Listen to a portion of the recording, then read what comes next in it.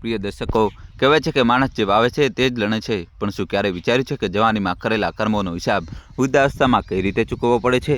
અને તેનાથી પણ મોટી વાત એ છે કે તેની અસર આપણા સંતાનો પર કેવી રીતે પડે છે.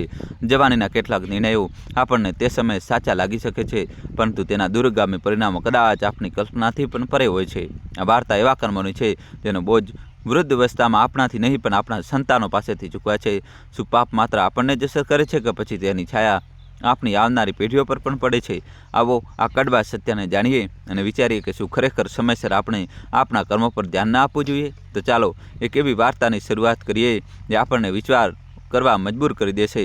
આ વાર્તા માત્ર તેમની જ નહીં, કદાચ આપણી પણ હોઈ શકે છે. પરંતુ આગળ વધતા પહેલાં તમને જણાવી દઈએ કે ગુરુડ પુરાણમાં કહેવાયું છે કે કથા હોય કે બોધ જો વચ્ચેથી છોડી દેવામાં આવે તો તે પાપની શ્રેણીમાં આવે છે. તો તમને વિનંતી છે કે વિડીયોને અંત સુધી પૂરો જોજો, અને જો તમે સનાતની છો તો વિડીયોને લાઇક કરીને ચેનલને સબસ્ક્રાઈબ જરૂર કરી લેજો. તો ચાલો કથા શરૂ કરીએ. 75 વર્ષના સત્યપ્રકાશજી પોતાના પરિવાર સાથે ગામમાં રહેતા હતા. તેઓ થોડા વર્ષો પહેલાં સુધી ખૂબ જ સ્વસ્થ અને ઉર્જાવાન હતા, પરંતુ 4 વર્ષ પહેલાં તેમના પત્નીનું નિધન થયું. આ વિયોગે તેમના જીવનને ઊંડાણપૂર્વક અસર કરી. તેમના સ્વાસ્થ્ય અને મન સ્થિતિ પર એવો પ્રહાર થયો કે તેઓ અંદરથી તૂટી ગયા. તેમનું શરીર ઓળખ ખોઈ ચૂક્યું હતું, આંખો ઊંડાણમાં ઘસી ગઈ હતી અને ચહેરા પર કરચલીઓનું જાળું છવાઈ ગયું હતું. જોકે તેમનો પરિવાર પૌત્ર પૌત્રીઓથી ભરપૂર હતો, પણ સત્ય એ હતું કે તેઓ કોઈને પણ પોતાના કહી શકતા ન હતા. જ્યારે તેમના શરીરના અંગો સાથ છોડવા લાગ્યા હતા ત્યારે પરિવાર પાસેથી આશા રાખવી વ્યર્થ લાગતી હતી. સત્યપ્રકાશજી પોતાના ઘરના આંગણામાં પાથરેલા ખાટલા પર બેસીને બાળકોને આવતા જતા જોઈને સમય પસાર કરતા હતા. તેઓ દિવસભર કોઈની સાથે પોતાના દિલની વાત વહેંચવા તરસતા હતા, પરંતુ ઘરના દીકરાથી લઈને પૌત્ર પૌત્રીઓ સુધી કોઈ તેમની પાસે બેસીને બે વાતો કરવા પણ તૈયાર નહોતું. ક્યારેક તેઓ કોઈની સાથે વાત કરવાનો પ્રયત્ન કરતા તો તેમને અનસુની કરી દેવામાં આવતા. ઘરના સભ્યો તેમની સાથે એવું વર્તન કરતા જાણે તેમને કોઈ ચેપી રોગ હોય. આજે સવારે જ્યારે સત્યપ્રકાશજી ઉઠ્યા તો રસોડામાંથી ખાવાની અદ્ભુત સુગંધ આવી રહી હતી. તે મનમોહક સુગંધે તેમની ભૂખને તીવ્ર બનાવી દીધી. જલ્દીથી નિત્યક્રમ પતાવીને તેઓ આંગણામાં આવીને બેસી ગયા. તેમના પૌત્ર પૌત્રીઓ શાળાએ જઈ ચૂક્યા હતા. લગભગ અડધા કલાક પછી જ્યારે તેમનો દીકરો દુકાને જવા માટે તૈયાર થઈને બહાર નીકળ્યો ત્યારે સત્યપ્રકાશજીએ તેને રોકીને પૂછ્યું, બેટા, રસોડામાંથી આટલી સારી સુગંધ આવી રહી છે, વહુએ શું બનાવ્યું છે? દીકરાએ જવાબ આપ્યો, પિતાજી, જે પણ બનાવ્યું હશે થોડી વારમાં તમારી સામે આવી જશે. જ્યારે બધું કામ પૂરું થઈ જશે ત્યારે તમારી વહુ તમને પણ ખાવાનું આપી દેશે. તમે ચિંતા ના કરો. આટલું કહીને તેમનો દીકરો મોટરસાઇકલ સ્ટાર્ટ કરીને ચાલ્યો ગયો. ભૂખથી વ્યાકુળ સત્યપ્રકાશજી વારંવાર રસોડા તરફ જોઈ રહ્યા હતા. તેઓ વિચારતા હતા કે વહુ ક્યારે ખાવાનું લઈને આવશે. મનોમન ગણગણતા અને પછી ધીરજ રાખીને ચૂપચાપ બેસી જતા. જ્યારે બેસીને થાકી ગયા તો ખાટલા પર સૂઈને આકાશ તરફ નિહાળવા લાગ્યા અને પોતાના જૂના દિવસોને યાદ કરવા લાગ્યા. દોસ્તો, કહાની છેલ્લા સુધી જોજો અને વિડીયો લાઇક કરીને ચેનલ સબસ્ક્રાઈબ કરી દો. એ સમય પણ કેવો હતો જ્યારે ગામમાં તેમનું એટલું માન સન્માન હતું કે દરેક વ્યક્તિ આદરથી ઝૂકીને તેમને પ્રણામ કરતો. દીકરો અને વહુ તો તેમની સામે ઊંચા અવાજે વાતો કરવાનું તો દૂર, કંઈ પણ કહેતા પહેલાં પણ વિચારતા. ઘરના મુખિયા હોવાને નાતે દરેક નિર્ણય તેમના હાથમાં હતો અને તેમના નિર્ણયો પથ્થરની લકીરની જેમ માનવામાં આવતા. પરંતુ જેમ જેમ સમય વીત્યો અને તેઓ ગડપણ તરફ વધવા લાગ્યા, તેમણે પોતાની બધી જવાબદારીઓ પોતાના એકમાત્ર દીકરાને સોંપી દીધી. બધું બરાબર ચાલી રહ્યું હતું. દીકરો દુકાન સંભાળી રહ્યો હતો, પરંતુ અચાનક એક દિવસ તેમની જીવનસંગીની તેમને છોડીને ભગવાનની બહાલી થઈ ગઈ. તે જ દિવસથી તેમનો દબદબો ઓછો થવા લાગ્યો. તેઓ પોતાના બાળકોનું બદલાતું વર્તન સારી રીતે સમજી શકતા હતા. જ્યાં સુધી પત્નીનો સાથ હતો ત્યાં સુધી તેમનું જીવન સન્માનથી ભરપૂર હતું, પરંતુ પત્નીના ગયા પછી તેઓ એકલા પડી ગયા હતા. હવે તેમની સ્થિતિ એવી થઈ ગઈ હતી કે પોતાના જ ઘરમાં વહુની સામે તેઓ તદ્દન નિરી લાચાર થઈ ગયા હતા. કેટલાક વર્ષો પહેલાં સુધી જ્યારે દાંત હતા તો થોડી ભૂખ લાગે ત્યારે બદામ કે શેકેલા ચણાનો સ્વાદ લઈ લેતા હતા, પરંતુ દાંતે સાથ છોડ્યો તો તે સ્વાદ પણ જતો રહ્યો. એક દિવસ તેમણે ઘણી હિંમત એકઠી કરીને પોતાના આંગણામાં રમતા પૌત્રને કહ્યું, બેટા, જઈને તારી માને કહે કે દાદાજી માટે બદામ ઇલાયચીવાળું દૂધ બનાવી દે. આ સાંભળીને જાણે તેમણે આફત વહોરી લીધી. પૌત્ર જઈને વહુને કહ્યું કે તરત જ વહુ ગુસ્સાથી લાલ થઈને રસોડામાંથી બહાર આવી અને પોતાના કટુ વાણીથી સત્યપ્રકાશજીને તીખા શબ્દો સંભળાવ્યા. 75 વર્ષ વટાવી ચૂક્યો છું, પણ જુઓ તો ખરા, જાણે દિવસે ને દિવસે જવાન થતા જાઓ છો. ખબર નહીં કેટલી ભૂખ લાગે છે. જેટલું પણ બનાવીને ખવડાવો, ન તો મન ભરાય છે અને ન પેટ, પણ પગ કબરમાં લટકે છે. પણ રામ ભજન કરવાની ઉંમર હજી આવી નથી. સરિતાના સસરાને જુઓ, બધા કામ કરી આપે છે, દૂધ શાકભાજી લાવે છે, ઘરના નાના મોટા કામ પણ કરે છે, પણ અહીં તો આખો દિવસ બસ બેઠા બેઠા હુકમ જ ચાલે છે. વહુના આ કટુ શબ્દોએ સત્યપ્રકાશજીનું હૃદય છલણી કરી લીધું. બદામવાળા દૂધની ઈચ્છા ક્યાં ખોવાઈ ગઈ. તેમને દીકરો જે કરકાઠીથી બળવાન હતો, પરંતુ પત્નીની તીખી વાણી સામે મૌન થઈ જતો હતો. જો ક્યારેય તે પિતાના પક્ષમાં કંઈક કહેવાનો પ્રયત્ન કરતો, તો પોતે જ પત્નીના ગુસ્સાનો શિકાર થઈ જતો. આખરે તેને જ માફી માંગવી પડતી અને જાત જાતના પ્રયત્નોથી પોતાની પત્નીને શાંત કરવી પડતી. જ્યારે મામલો થાળે પડતો, તો બંને પતિ પત્ની મળીને વૃદ્ધ પિતાને વધુ વાતો સંભળાવવા લાગતા. તે છેલ્લો દિવસ હતો જ્યારે સત્યપ્રકાશજીએ પોતાની વહુ પાસેથી કંઈ ખાવા માટે માંગ્યું હતું. તે દિવસ પછી તેમણે પોતાની વાણી પર તાળું મારી દીધું હતું. જે કંઈ પણ સામે આવી જતું, તે ચૂપચાપ ખાઈ લેતા, નહીં તો ભૂખ્યા જ બેસી રહેતા. આજે તો ખૂબ મોડું થઈ ગયું હતું. વહુ હજી સુધી ખાવાનું લઈને આવી નહોતી. સત્યપ્રકાશજી આ બધું વિચારી જ રહ્યા હતા કે તેમની વહુ રજની એક હાથમાં ખાવાની થાળી અને બીજા હાથમાં પાણીનો ગ્લાસ લઈને બહાર આવી. તેણે બંને વસ્તુઓ તેમની સામે મૂકી અને કંઈ પણ બોલ્યા વગર અંદર ચાલી ગઈ. થાળી જોતાં જ સત્યપ્રકાશજીએ ખૂબ ભૂખથી બેહાલ હતા. જલ્દી ખાવાનું ખાવા લાગ્યા. જોકે રસોડામાંથી આવતી સ્વાદિષ્ટ ખાવાની સુગંધથી વિપરીત તેમની થાળીમાં ફક્ત બે સૂકી રોટલી અને રાતની વધેલી દાળ હતી. પરંતુ ભૂખ એટલી તીવ્ર હતી કે તે સાદું ખાવાનું પણ તેમને 56 ભોગથી ઓછું નહોતું લાગી રહ્યું. દોસ્તો, કહાની છેલ્લા સુધી જોજો. નવો ટ્વિસ્ટ આવશે જલ્દીથી. દોસ્તો, તમારા ભાઈ માટે ચેનલ સબસ્ક્રાઈબ કરી દો. સત્યપ્રકાશજી પોતાના જીવનથી નિરાશ થઈ ચૂક્યા હતા. મનોમન વિચારતા, હે પ્રભુ, ગળપણ તો ખરેખર નર્કનું દ્વાર છે. લાગે છે કે દરેક રસ્તો જે નર્ક તરફ જાય છે તે થઈને જ પસાર થાય છે. તેમના અવાજમાં દર્દ છલકાતું હતું. શરીરમાં ન તો પહેલાં જેવી તાકાત બચી છે અને ન તો ઘરમાં મારી કોઈ કિંમત. તેઓ વિચારતા, યા તો સ્વાભિમાનનો ત્યાગ કરી દો અને જીવતે જીવ ઘૂંટીને જીવન જીવો, યા મૃત્યુને ગળે લગાવવા માટે તૈયાર થઈ જાઓ. શિયાળાની શરૂઆત થઈ રહી હતી અને બદલાતા હવામાનની સાથે તેમને ખાંસી પણ સતાવા લાગી. એક દિવસ સવારે ખાંસીએ તેમને એટલા પરેશાન કર્યા કે તેમની હાલત બગડવા લાગી. તેમણે પોતાના દીકરાને અવાજ લગાવ્યો, બેટા, ખાંસીએ બહુ પરેશાન કરી મૂક્યો છે. ઉપરથી દમનો દર્દી છું અને પંપ પણ ખતમ થઈ ગયો છે. મને ડૉક્ટર પાસે લઈ ચાલ. દીકરાને બોલાવતા જ વહુ રજની ઝડપથી રૂમમાંથી બહાર આવી અને બોલી, પિતાજી, આ બધું પછી? મારા પિતાજીની તબિયત ખરાબ છે. અમારે ત્યાં જવાનું છે. જલ્દી તૈયાર થઈ જાઓ. રજની આ કહીને રૂમમાં જતી રહી. સત્યપ્રકાશજીના દીકરાએ પણ કંઈ ન કહ્યું. તે પોતાની પત્ની અને બાળકોને લઈને સસરાના ઘરે ચાલ્યો ગયો. સત્યપ્રકાશજી ખાટલા પર બેઠા રહ્યા. વારંવાર ખાંસી આવતી, પણ સાંભળવાવાળું કોઈ નહોતું. થોડી વાર આંખ લાગી ગઈ તો ખાંસીમાં થોડો આરામ મળ્યો. જ્યારે ઉઠીને જોયું તો બપોરના 12 વાગ્યા હતા. ભૂખથી પેટના આંતરડા કકળી રહ્યા હતા. તેમણે વિચાર્યું, વહુએ નાસ્તો બનાવ્યો હશે, થાળીમાં નાખીને ખાઈ લઉં.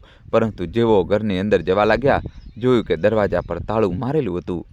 તાળું જોઈને તેઓ ત્યાં જ ઘૂંટડીએ બેસી ગયા અને માથું પકડીને રડવા લાગ્યા. હે રામ, મારા હોવા છતાં મહારાજ ઘરમાં તાળું મારીને ચાલ્યા ગયા. હવે હું શું કરું? તેમનો ગળો રૂંધાઈ ગયો. પાછા ખાટલા પર આવીને બેસી ગયા. તે જ સમયે તેમનો પાળેલો કૂતરો પોતાના વાસણમાં પડેલી રોટલી લઈને તેમની પાસે આવ્યો અને ખાવા લાગ્યો. તેને જોઈને સત્યપ્રકાશજીને એવું લાગ્યું જાણે તે જાનવરે તેમને ચીડવી રહ્યું હોય. મનોમન વિચારવા લાગ્યા, આ જાનવરનું જીવન મારા કરતાં સારું છે. તેને ઓછામાં ઓછી રોટલી તો મળી રહે છે. તેઓ ધ્રુસકે રડી પડ્યા. બપોર થઈ ચૂકી હતી. સત્યપ્રકાશજી ક્યારેક ખાંસતા તો ક્યારેક પોતાના દુર્ભાગ્ય પર આંસુ વહાવતા. તેમની ખાંસવાની અવાજ સાંભળીને પાડોશી રામલાલજી તેમના ઘરે આવી પહોંચ્યા. રામલાલજી સત્યપ્રકાશજીના પરમ મિત્ર હતા. જ્યારે પણ તેમને કોઈ મુશ્કેલમાં જોતા તો તેમની મદદ માટે તરત આવી જતા. આજે પણ જ્યારે તેમણે સત્યપ્રકાશજીને આ હાલતમાં જોયા તો તેમના મનમાં કરુણા ઉમટી પડી. સત્યપ્રકાશજીએ પોતાની વ્યથા રડતા તેમને સંભળાવી દીધી. પોતાના પ્રિય મિત્રની હાલત જોઈને રામલાલજીનું હૃદય દ્રવી ઉઠ્યું. તેઓ તરત પોતાના ઘરે ગયા અને તેમના માટે ભોજન લઈને આવ્યા. સત્યપ્રકાશજી પોતાની આ સ્થિતિ પર અંદરથી તૂટી ચૂક્યા હતા, પરંતુ ભૂખ એટલી પ્રબળ હતી કે તેમણે પોતાના આત્મસન્માનની પરવા કર્યા વિના ભોજન કરવાનું શરૂ કરી દીધું. રામલાલજી થોડીવાર તેમની પાસે બેસીને તેમની સાથે વાત કરતા રહ્યા, પછી ચાલ્યા ગયા. પરંતુ સત્યપ્રકાશજીની ખાંસી વધવા લાગી. તેમણે પોતાનું ખિસ્સું ફંફોળ્યું, પણ દવા ખરીદવા માટે પૈસા પણ નહોતા. તે સમયે બહારથી અવાજ આવ્યો, રદ્દીવાળો, ભંગારવાળો. સત્યપ્રકાશજીની નજર આંગણાના ખૂણામાં રાખેલી જૂની કિતાબો અને છાપાઓ પર પડી. તેઓ જલ્દીથી ઉઠ્યા, બહાર જઈને કબાડીવાળાને બોલાવ્યો અને તેને ઘરમાં પડેલી રદ્દી તોલવા કહ્યું. કબાડીવાળાએ બધો સામાન તોલ્યો અને કહ્યું, આના 50 રૂપિયા થાય છે. સત્યપ્રકાશજીને થોડી રાહત થઈ. તેમણે વિચાર્યું, ચાલ આ પૈસાથી ઇન્હેલાર તો આવી જશે. જેવો કબાડીવાળો પૈસા ગણી રહ્યો હતો એટલામાં જ સત્યપ્રકાશજીનો દીકરો અને વહુ ઘરે પાછા ફર્યા. દોસ્તો, કહાનીમાં નવો ટ્વિસ્ટ આવશે. છેલ્લા સુધી જોજો અને વિડીયો લાઇક કરીને હજી સુધી ચેનલ સબસ્ક્રાઈબ ન કરી હોય તો દોસ્તો ચેનલ સબસ્ક્રાઈબ કર્યું. તેમને રદ્દી વેચતા જોઈને બહુ ગુસ્સેથી લાળચોળ થઈ ગઈ. તે તરત અંદર આવી અને સત્યપ્રકાશજીના હાથમાંથી પૈસા ખેંચી લીધા. ગુસ્સામાં બૂમો પાડતા બોલી, તો હવે તમે અમારા પાછળ ચોરી કરવા લાગ્યા છો? સત્યપ્રકાશજી એ દર્દ ભર્યા સ્વરમાં કહ્યું, બહુ એવી વાત નથી. મારી તબિયત બહુ ખરાબ હતી. સવારથી કંઈ ખાધું પણ નહોતું અને ઉપરથી દવા લાવવા માટે પૈસા પણ નહોતા. રામલાલજી ખાવાનું આપી ગયા હતા, પરંતુ દવા ખરીદવા માટે મેં વિચાર્યું કે રદ્દી વેચી દઉં. આ કહેતા તેમનો અવાજ ભરાઈ આવ્યો, પરંતુ ન દીકરો પીગળ્યો ન વહુને દયા આવી. તેમનો દીકરો ગુસ્સેથી બોલ્યો, પિતાજી, જો એક ટંકનું ખાવાનું નહોતું મળ્યું તો કોઈ આફત તો નહોતી આવી ગઈ કે તમે પાડોશીઓ પાસેથી ખાવાનું માંગવા નીકળી પડ્યા? સત્યપ્રકાશજી દીકરાની કઠોર વાતોથી પહેલાંની જ આહત થઈ ચૂક્યા હતા, પરંતુ વહુએ તો જાણે બધી હદો પાર કરી દીધી. કબાડીવાળો જેવો પાછળ ફર્યો અને રદ્દી ઉઠાવીને લઈ જવા લાગ્યો. વહુએ તેને અવાજ દીધો, ભાઈ, રદ્દી ઉપરાંત ભંગાર પણ ખરીદો છો કે શું? કબાડીવાળો ઊભો રહીને પાછળ ફર્યો અને બોલ્યો, હા મેડમજી, ભંગાર પણ લઉં છું. બતાવો કેટલો ભંગાર છે? ત્યારે વહુએ સત્યપ્રકાશજી તરફ ઇશારો કરતાં કહ્યું, તો પછી અમારા ઘરમાંથી આ ભંગાર પણ લઈ જાઓ, તમારી મોટી મહેરબાની થશે. આ સાંભળીને સત્યપ્રકાશજીનું હૃદય જાણે ફાટી પડ્યું. તેમનું હૃદય ધ્રુજી ઉઠ્યું અને ત્યાં ઊભેલા કબાડીવાળાના આશ્ચર્યનો પાર ન રહ્યો.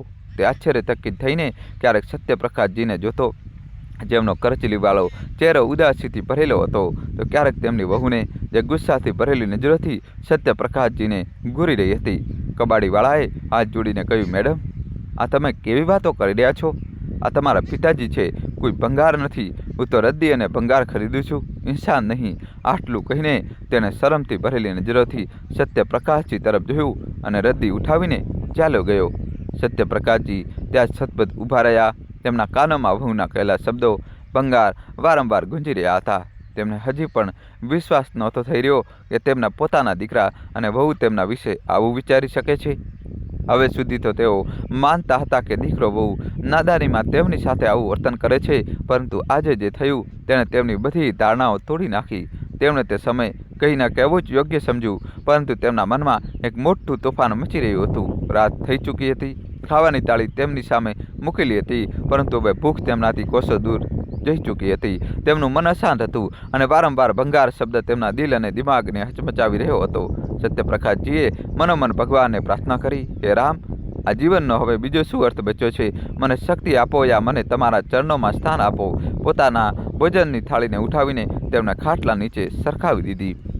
થોડી જ વારમાં તેમનો પાળેલો કૂતરો આવીને તેમાંથી રોટલી ઉપાડી ગયો. સત્યપ્રકાશજીના મનમાં પીડા થઈ. કેટલું વિચિત્ર છે કે મારા દીકરા વહુ એક કૂતરાને પાળી શકે છે, પરંતુ પોતાના વૃદ્ધ પિતાને નહીં. તેમણે વિચાર્યું, એક પિતા પોતાના સંતાનની દરેક ઈચ્છા, દરેક જીદ પોતાની હેસિયતથી આગળ વધીને પૂરી કરે છે, પરંતુ શું એ જ સંતાન પોતાના પિતાની ન્યૂનતમ આવશ્યકતાઓનું પણ ધ્યાન ન રાખી શકે? આ વિચારે તેમના દિલને ચીરી નાખ્યું. પછી અચાનક ન જાણે તેમના મનમાં શું આવ્યું, તેમણે ચૂપચાપ પોતાનો થોડોક આવશ્યક સામાન એક પોટલીમાં બાંધ્યો અને આંગણામાં બેસીને રાત વિતાવવાની રાહ જોવા લાગ્યા. સવાર થતાં પહેલાં જ અંધારામાં તેઓ ઘરની બહાર નીકળી ગયા. ચાલતા ચાલતા તેમની વિચારસરણી ભૂતકાળમાં જતી રહી. કેવી રીતે દીકરાના જન્મ પર તેમને ગાજાવાજા સાથે ખુશીઓ મનાવી હતી. આ જ દીકરાને ખોળામાં લઈને તેઓ આખા ગામમાં ફર્યા હતા અને જુઓ, આ છે મારો દીકરો જે મોટા થઈને મારું નામ રોશન કરશે. પરંતુ તેમના મનમાં એ પીડા હતી. કોણ જાણતું હતું કે આ જ દીકરો ગડપડમાં મને આ પ્રકારનું અપમાન આપશે? હું મારા આત્મસન્માનના ધજાગરા ઉડતા જોઈ શકતો નથી. આ ઘરમાં અપમાન સહન કરીને બે ટંકની રોટલી માટે તરસવા કરતાં સારું છે કે હું વૃદ્ધાશ્રમમાં ચાલ્યો જાઉં. ઓછામાં ઓછું ત્યાં એક શાંત અને સન્માનજનક જીવન તો મળશે. આ વિચારતા વિચારતા તેમના પગ ઝડપી થઈ ગયા. જેવા તેઓ ગામની બહાર પહોંચ્યા, મૂંઝવણમાં પડી ગયા કે હવે ક્યાં જવું. થોડીવાર પાસે પડેલા એક પથ્થર પર બેસી ગયા. ત્યારે ત્યાંથી પસાર થતા એક વ્યક્તિને પૂછવા લાગ્યા, ભાઈ, આસપાસ કોઈ વૃદ્ધાશ્રમ છે? જો હોય તો મને ત્યાં છોડી દો, તારું ભલું થશે. આ કહેતા તેમનો ગળો ભરાઈ આવ્યો. સત્યપ્રકાશજીનો અવાજ સાંભળીને તે વ્યક્તિ ઊભો રહ્યો અને તેમને ધ્યાનથી જોવા લાગ્યો. સત્યપ્રકાશજીએ ઓળખ્યું કે આ તો તે જ વ્યક્તિ હતો જેને એક દિવસ પહેલાં તેમના ઘરમાં રદ્દી ખરીદવા માટે બોલાવ્યો હતો. તેની સામે જ તેમની વહુ રજનીએ તેમનું અપમાન કર્યું હતું. તે વ્યક્તિ બોલ્યો, બાબા, તમે અહીં આ હાલતમાં કેમ અને તમે વૃદ્ધાશ્રમ કેમ જવા માંગો છો? તમારું તો ગામમાં પોતાનું ઘર છે. તેના સવાલ સાંભળતા સત્યપ્રકાશજીના ધૈર્યનો બંધ તૂટી ગયો અને તેમની આંખોમાંથી આંસુઓની ધાર વહેવા લાગી. દોસ્તો, કહાની છેલ્લા સુધી જોજો. હવે નવો ટ્વિસ્ટ આવશે. વિડીયો લાઇક કરીને ચેનલ સબસ્ક્રાઈબ કરી દો. દુષ્કા ભરતા સત્યપ્રકાશજીએ ફક્ત એટલું જ કહ્યું, આખી જિંદગી જે દીકરા માટે મેં જીવતોડ મહેનત કરી, એ જ દીકરો જો ગઢપણમાં મને 2 ટંકની રોટલી પણ ન ખવડાવી શકે તો શું ફાયદો આવા દીકરાની સાથે રહીને? આના કરતાં તો સારું છે કે વૃદ્ધાશ્રમ ચાલ્યો જવું. આટલું કહેતા જ તેઓ ફરીથી ધ્રુસકે રડવા લાગ્યા. તેમની આ અવસ્થા જોઈને કબાડીવાળાની આંખો પણ ભરાઈ આવી. તે તેમની પીડાને સારી રીતે સમજી શકતો હતો. ઉદાસી ભર્યા સ્વરમાં તેણે કહ્યું, ચાલો બાબા, હું તમને વૃદ્ધાશ્રમ સુધી લઈ ચાલું છું. તેણે સત્યપ્રકાશજીને પોતાની સાયકલ રિક્ષાની પાછળ બેસાડ્યા અને ચાલી નીકળ્યો. રસ્તા પર સત્યપ્રકાશજી ખાંસતા જતા હતા. જ્યારે તેઓ વૃદ્ધાશ્રમના ગેટ પર પહોંચ્યા, કબાડીવાળો તેમને છોડીને જવા લાગ્યો. ત્યારે ન જાણે શું થયું કે તે પાછો ફર્યો. ચહેરા પર સંકોચના ભાવ સાથે તેણે કહ્યું, બાબા, હું તમને એક વાત કહેવા માંગુ છું. સમજાતું નથી કે કેવી રીતે કહું. વૃદ્ધાશ્રમના ગેટ પર ઊભેલા સત્યપ્રકાશજીએ પૂછ્યું, શું થયું બેટા, શું કહેવા માંગે છે? કબાડીવાળો બોલ્યો, બાબા, મેં જ્યારેથી હોશ સાંભળ્યું છે, પોતાનો અનાથ જ જોયો છે. મારા માતા પિતા બાળપણમાં જ મને છોડીને ચાલ્યા ગયા હતા. ન તો મને તેમનો ચહેરો યાદ છે, ન ક્યારે તેમની સેવા કરવાનો મોકો મળ્યો. માતા પિતાનો સાયો હોવો કેટલો મોટો આશીર્વાદ છે, તે તો ફક્ત મારા જેવો અનાથ જ જાણી શકે છે. હું આખી ઉંમર માતા પિતાના પ્રેમ અને આશીર્વાદ માટે તરસતો રહ્યો. જો તમે મારી સાથે રહેવા માંગો તો મને ખૂબ ખુશી થશે. તમને પણ ઘર પરિવાર મળી જશે અને મને પિતાનો સાયો. આ સાંભળીને સત્યપ્રકાશજી વિસ્મયથી તેને જોતા જ રહી ગયા. પછી બોલ્યા, બેટા, આ તું શું કહી રહ્યો છે? લોકોથી પોતાના મા બાપ નથી સંભળાતા અને તું આ અજાણ્યા વૃદ્ધને સારો આપવાની વાત કરી રહ્યો છે? આજે તો તને મારા પ્રત્યે સહાનુભૂતિ છે, પરંતુ કાલે જો હું પણ તને બોજ લાગવા લાગ્યો તો હું ફરી ક્યાં જઈશ? નહીં, હું આજ વૃદ્ધાશ્રમમાં ચાલ્યો જઈશ. આજ મારા માટે ઠીક રહેશે. તે મને અહીં સુધી છોડ્યો તેના માટે હું તારો આભારી છું. આજ જોડતા સત્યપ્રકાશજીએ કહ્યું અને વૃદ્ધાશ્રમની અંદર જવા લાગ્યા. ત્યારે કબાડીવાળો પણ હાથ જોડીને બોલ્યો, બાબા, ઉપકાર તમે મારા પર કર્યો હતો 20 વર્ષ પહેલાં, પરંતુ કદાચ તમને આ વાત યાદ નથી. આ સાંભળીને સત્યપ્રકાશજી અટકી ગયા. તેમણે પાછળ ફરીને પૂછ્યું, શું કહ્યું બેટા, કયો ઉપકાર? કબાડીવાળાએ જવાબ આપ્યો, બાબા, તમે મને ઓળખ્યો નહીં. મારું નામ રમેશ છે. જ્યારે મારી ઉંમર 10 વર્ષની હતી ત્યારે હું ભીખ માગતો હતો. એક દિવસ તમે મને ભીખ માગતો જોયો અને તમારી પાસે બોલાવ્યો. તમે કહ્યું હતું કે ભીખ માંગવી કોઈ સારી વાત નથી હોતી. ઇન્સાનને પોતાના જીવનમાં આત્મસન્માનથી જીવવું જોઈએ. આવું કહેતા તમે મને પૈસા આપ્યા અને કહ્યું હતું કે કોઈ નાનું મોટું કામ શરૂ કરી લે. ભલે થોડામાં ગુજરાન ચલાવવું પડે, પણ ક્યારે ભીખ ન માંગતો. રમેશની આંખોમાં આંસુ હતા. તે બોલ્યો, બાબા, તમારી તે શીખે મારું જીવન બદલી નાખ્યું. આજે હું ઇજ્જતથી જીવી રહ્યો છું તો ફક્ત તમારી જ કારણે. કૃપા કરીને એકવાર મને તમારી સેવા કરવાનો અવસર આપો. હું તમને ક્યારેય કોઈ કમી નહીં થવા દઉં. આ કહેતા રમેશ તેમના પગમાં પડી ગયો. સત્યપ્રકાશજીએ રમેશના માથા પર સ્નેહથી હાથ મૂક્યો, આશીર્વાદ આપ્યા અને હસતા હસતા તેને પોતાના હૃદય સરસો ચાંપી દીધો. પછી તેઓ રમેશની સાથે તેના ઘર તરફ ચાલી નીકળ્યા. ઘરે પહોંચીને રમેશે બાબાને આંગણામાં રાખેલા ખાટલા પર બેસાડ્યા અને જલ્દીથી અંદર જઈને પોતાની પત્ની અને બાળકોને બહાર બોલાવી લાવ્યો. બહાર આવતા જ રમેશે પોતાના પરિવારને સત્યપ્રકાશજી સાથે મળાવતા કહ્યું, આ મારા બાબા છે. એમનો મારા પર બહુ મોટો અહેસાન છે અને આજથી આ અમારી સાથે આ જ ઘરમાં રહેશે. પછી રમેશે પોતાની પત્ની સુનીતાને કહ્યું, બાબા માટે ચા નાસ્તાનો બંદોબસ્ત કરી દે. થોડીવાર પછી સુનીતા અને રમેશ બાબા માટે ખાવાનું લઈને આવ્યા અને તેમને પ્રેમથી પેટ ભરીને ભોજન કરાવ્યું. ખાવાનું ખાતા સત્યપ્રકાશજી વચ્ચે વચ્ચે ખાંસી રહ્યા હતા. આ જોઈને રમેશ તરત તેમના માટે ખાંસીની દવા લઈને આવી ગયો. બીજા દિવસે જ્યારે સત્યપ્રકાશજી સવારે ઉઠ્યા તો તેમને ઘણું સારું લાગી રહ્યું હતું. રમેશે તેમના નહાવાની બધી વ્યવસ્થા પહેલેથી જ કરી લીધી હતી અને બજારમાંથી તેમની જરૂરિયાતનો સામાન પણ ખરીદીને લઈ આવ્યો હતો. રમેશની સેવા ભાવના જોઈને સત્યપ્રકાશજી બસ તેને નિરખતા જ રહી ગયા. દોસ્તો, હજી કહાની બાકી છે. અમારી સાથે જોડાયેલા રહેજો મિત્રો. વિડીયો લાઈક કરીને હજી સુધી દોસ્તો ચેનલ સબસ્ક્રાઈબ. સવારના સમયે જ્યારે સત્યપ્રકાશજી ખાલી બેઠા કંઈક વિચારી રહ્યા હતા, રમેશે તેમના હાથમાં એક છાપું આપતા કહ્યું, લો બાબા, છાપું વાંચી લો. છાપું જોતાં જ સત્યપ્રકાશજીના ચહેરા પર હળવી મુસ્કાન આવી ગઈ. કદાચ તેમને છાપું વાંચવું બહુ પસંદ હતું. જેઓ તેમણે પોટલીમાંથી પોતાના ચશ્મા કાઢ્યા, રમેશે જોયું કે તેમના ચશ્મા તૂટેલા હતા. સત્યપ્રકાશજી ત્યાં તૂટેલા ચશ્મા લગાવીને છાપું વાંચવાનો પ્રયત્ન કરી રહ્યા હતા. પરંતુ તેને વાંચવામાં ઘણી તકલીફ થઈ રહી હતી. કામ પર જતાં પહેલાં રમેશ બાબુના તૂટેલા ચશ્મા પોતાની સાથે લઈ ગયો. જ્યારે તે સાંજે પાછો ફર્યો તો તે એ જ નંબરના નવા ચશ્મા બનાવીને લાવ્યો. સત્યપ્રકાશજી જ્યારે નવા ચશ્મા જોયા તો તેમની આંખોમાં નમી છવાઈ ગઈ. અચાનક તેમને પોતાના ભૂતકાળની એ પળ યાદ આવી ગઈ જ્યારે તેમણે પોતાના દીકરાને તૂટેલા ચશ્મા ઠીક કરાવવા કહ્યું હતું. તે સમયે દીકરા અને વહુએ ખર્ચ વધવાના નામે તેમને એવી વાતો સંભળાવી હતી કે ત્યાર પછી તેમણે ક્યારેય ચશ્માનો ઉલ્લેખ પણ નહોતો કર્યો. તેઓ ત્યાં તૂટેલા ચશ્મા જ પહેરતા હતા. આજે જ્યારે તેમણે રમેશ દ્વારા લાવેલા નવા ચશ્મા જોયા તો તેમની આંખોમાં સ્નેહ છલકાઈ આવ્યો. તેમણે રમેશને ખૂબ પ્રેમ અને સ્નેહભરી નજરોથી જોયો અને માથા પર હાથ રાખીને ઢગલો આશીર્વાદ આપ્યા. સમય આમ જ વીતતો ગયો અને લગભગ 1 મહિનો પસાર થઈ ચૂક્યો હતો. રમેશ અવારનવાર રાતના સમયે સત્યપ્રકાશજીની પાસે બેસીને તેમના પગ દબાવતો હતો. એક રાત પગ દબાવતા રમેશે સત્યપ્રકાશજીને પૂછ્યું, બાબા, તમે ખુશ તો છો ને? તમને કોઈ તકલીફ તો નથી? સત્યપ્રકાશજી હસતા હસતા બોલ્યા, બેટા, આવું પૂછીને તો તું મને શર્મિંદા કરી રહ્યો છે. મારું આટલું ધ્યાન તો ક્યારે મારા પોતાના દીકરાએ પણ નહોતું રાખ્યું. તું મારી આટલી ચિંતા ન કર, હું બહુ ખુશ છું. આ સાંભળીને રમેશના ચહેરા પર સંતોષના ભાવ આવી ગયા. તેણે સત્યપ્રકાશજીનો હાથ પોતાના હાથમાં થામી લીધો અને બોલ્યો, બસ બાબા, તમે ખુશ તો છો, હું પણ ખુશ છું. સત્યપ્રકાશજી હસતા બોલ્યા, અરે બેટા, તારા હોવા છતાં મને કોઈ તકલીફ થઈ પણ કેવી રીતે શકે? મેં તો ક્યારેય વિચાર્યું પણ નહોતું કે આ ઉંમરે આવીને મને આટલું સારું જીવન નસીબ થશે.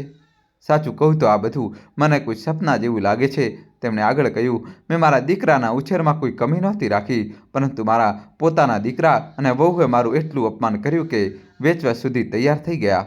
બેટા, આજે હું પણ તમને કંઈક આપવા માંગુ છું. આ સાંભળીને રમેશ અચાનક ચોંકી ગયો અને બોલ્યો, શું આપવા માંગો છો બાબા? સત્યપ્રકાશજીએ પોટલીમાંથી થોડા કાગળો કાઢ્યા અને રમેશના હાથમાં આપતા કહ્યું, હવે આ બધું તમારું છે. રમેશે આશ્ચર્ય સાથે પૂછ્યું, આ શું છે બાબા? તમે મને કેમ આપી રહ્યા છો? સત્યપ્રકાશજી બોલ્યા, બેટા, આ મારા ઘર અને જમીનના કાગળો છે. હવે હું આ બધું તમારા નામે કરવા માંગુ છું. આ સાંભળીને રમેશ સતબદ્ધ થઈ ગયો. તેણે કાગળો સત્યપ્રકાશજીના હાથમાં પાછા મૂકતા કહ્યું, નહીં બાબા, હું આ બધું ન લઈ શકું. પહેલાં જ તમે મારા પર ઘણા ઉપકાર કર્યા છે. જો તમે ન હોત તો કદાચ હું આજે પણ ભીખ માંગી રહ્યો હોત.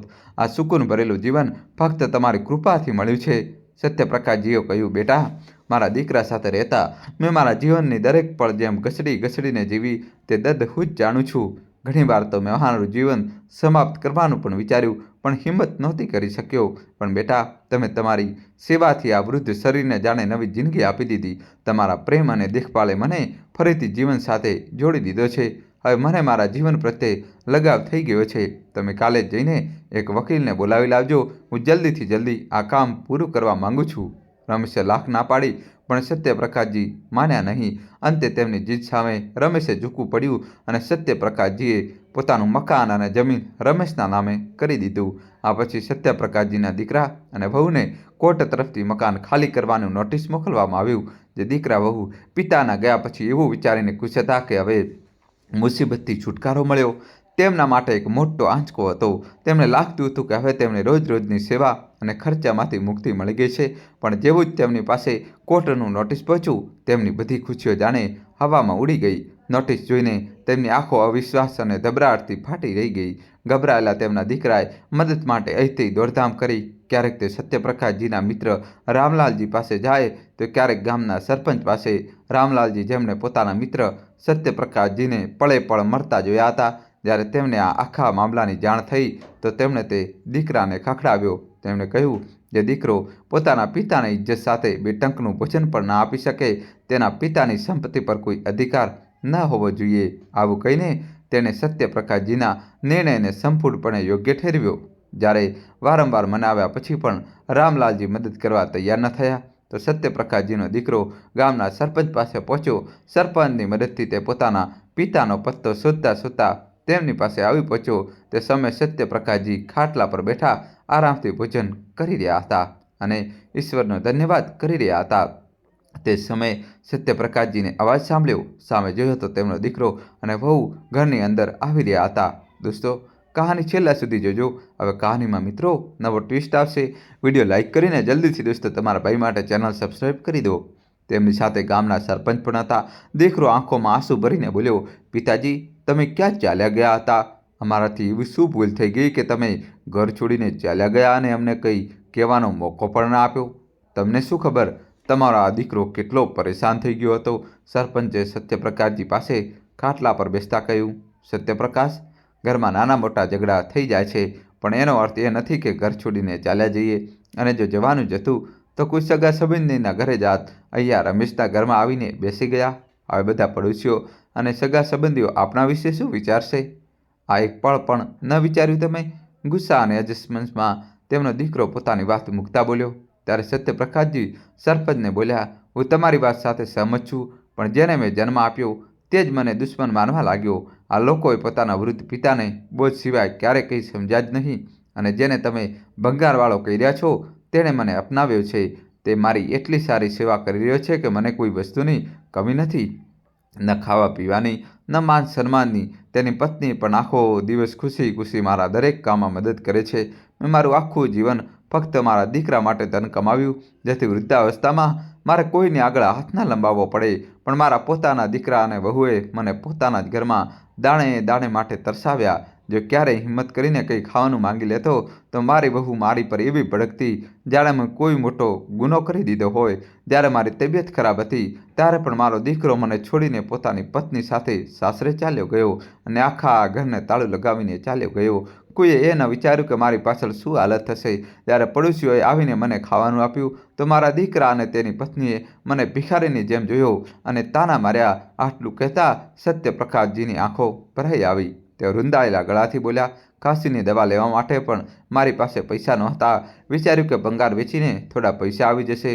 અને જાણો છો સરપંચજી, મારું વહુએ મને કચરો કહીને મને જ વેચી દેવાની વાત કહી દીધી. તે દિવસે તેણે પોતાની તીખી જબાનથી એવી વાતો કહી કે મને એવું લાગ્યું કે કાશ આ ધરતી ફાટી જાય અને હું તેમાં સમાઈ જાઉં. એક વૃદ્ધ પિતાને વૃદ્ધાવસ્થા એટલી દંભલી કરતી જેટલી તેના સંતાનની ઉપેક્ષા કરે છે.